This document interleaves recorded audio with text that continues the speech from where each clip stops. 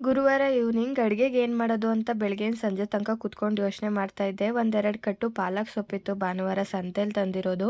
ಅದನ್ನು ಯಾವುದಕ್ಕೂ ಯೂಸ್ ಮಾಡೇ ಇರಲಿಲ್ಲ. ಸೊ ಇವತ್ತು ಒಂದು ಟೈಮ್ಗೆ ಆಗೋ ಥರ ಪಪ್ಪು ಥರ ಮಾಡ್ಕೊಳ್ಳೋಣ ಅಂತ ಹೇಳಿಬಿಟ್ಟು ಫಸ್ಟು ಒಂದು ಕುಕ್ಕರ್ಗೆ ಬೇಳೆನ ಹಾಕಿ ನೀಟಾಗಿ ಬೇಯಿಸ್ಕೊಂಡೆ.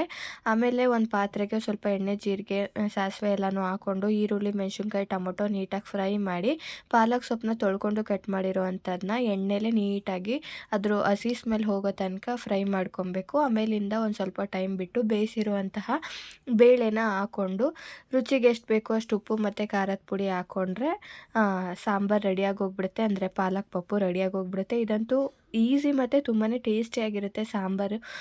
ರೈಸ್ ಜೊತೆಗೆ ಮತ್ತು ಚಪಾತಿ ಜೊತೆಗೂ ತುಂಬಾ ಚೆನ್ನಾಗಿರುತ್ತೆ. ಮತ್ತು ಹಾಗೆ ಸ್ವಲ್ಪ ಮೆಂತ್ಯ ಸೊಪ್ಪು ಇತ್ತು. ಅದನ್ನು ನಾವು ಪ್ಲೇನ್ ಮೆಂತ್ಯ ಸೊಪ್ಪು ನಾನು ಮಾಡ್ಕೊಳ್ಳಲ್ಲ. ಮತ್ತು ನಾನು ಪಲಾವ್ ಎಲ್ಲ ಮಾಡಿದ್ರೆ ಒಂದು ಸ್ವಲ್ಪ ಕಹಿ ಕಹಿ ಫೀಲ್ ಅನಿಸುತ್ತೆ. ಸೊ ನಾನು ಮೆಂತ್ಯ ಸೊಪ್ಪು ಏನಾದರೂ ಇದ್ದರೆ ಈ ಥರ ಮೊಟ್ಟೆ ಹಾಕಿ ಫ್ರೈ ಮಾಡ್ಕೊಂಬಿಡ್ತೀನಿ. ಇದು ಕೂಡ ತುಂಬಾ ಚೆನ್ನಾಗಿರುತ್ತೆ. ಅಷ್ಟು ಕಹಿ ಫೀಲ್ ಬರಲ್ಲ.